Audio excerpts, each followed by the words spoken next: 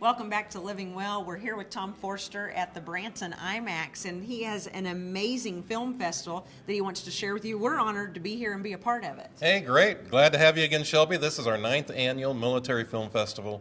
We've got a great lineup this year of documentaries about real stories, real heroes. And tell us a little bit about some of the movies that are making their world premiere. I know one in particular that's really going to get a lot of attention. Absolutely. Our first movie that we will have, actually documentary, will be on Saturday, November the 6th, and it's Shoji Tabuchi, American Dream. It's a story about Shoji Tabuchi when he grew up in Japan, not far from Hiroshima, not far from where the atomic bomb was let off, and he recounts his story about the devastation that occurred during that time, and actually those stories came from his parents. Then he moved over here to the United States in the early 60s, performed all over the U.S., and for the last 30-plus years, we've been blessed to have Shoji Tabuchi right here in Branson, Missouri. He's entertained millions of people. The story is beautiful. You'll love it, and Shoji is a true gentleman. Yes, we love Shoji Tabuchi here in Branson. Tell us about some of the other films as well. Well, on Sunday, then, November the 7th, No Greater Love. It takes place in the Afghanistan wartime back in 2004, 2005. Justin Roberts was a chaplain, still is a chaplain, and he was assigned to Afghanistan. Instead of taking a gun, he took a camera. So he's documented his story. He produced a beautiful story that we'll show on Sunday, November the 7th, about his trials and tribulations in Afghanistan and his brothers and sisters in arms. And is he actually going to be here for that film? Yes, Justin will be here. That is amazing. Yep. I know you've got 3 more great films to talk about. Then I've got one final question for you. All right, so on Monday, November 8th, we bring back Scramble the Sea Wolves, Vietnam era. It's about the Navy's first and only gunship squadron in the Mekong Delta. It's quite a film, very moving, very graphic, and this is the second year that we've shown it. We could not provide enough space the first time we showed it for our guests, so we brought it back again this year. What's it like to experience this on the big IMAX screen? You know, I would say breathtaking. Yeah. It's so surreal. You see the action, especially the footage that we bring in, the actual footage. It's amazing.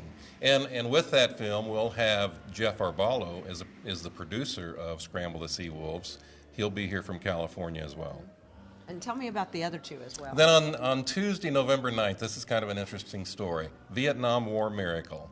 It's about a gentleman in Lebanon, Missouri. He resides there, Vietnam veteran that was almost fatally injured during wartime. He had brain damage, severe. Wasn't expected to live, wasn't expected to be able to function at all if he did survive. Well, 40 years later, he meets up with the surgeon that actually took care of him after he was injured in Vietnam. He met him in Denver, Colorado, just on a routine checkup.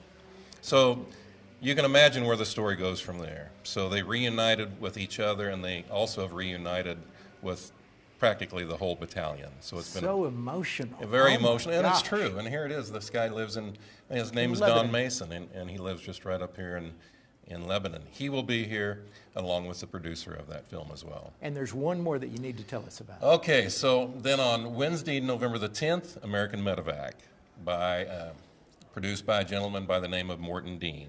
And I think some of us remember Morton Dean. He was the CBS Vietnam War correspondent. He was actually in the trenches with our soldiers and, again, captured everything on film.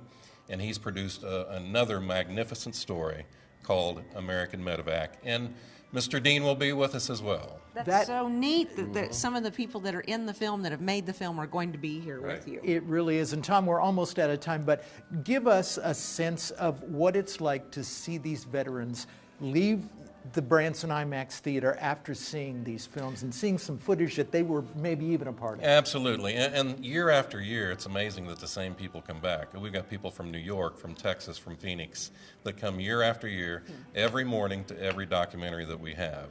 And we'll actually fill up the IMAX Theater and probably 1 or 2 of the other theaters for overflow. But to see the reactions when they come out of these films sometimes, some of these men and women have not faced that before. Right.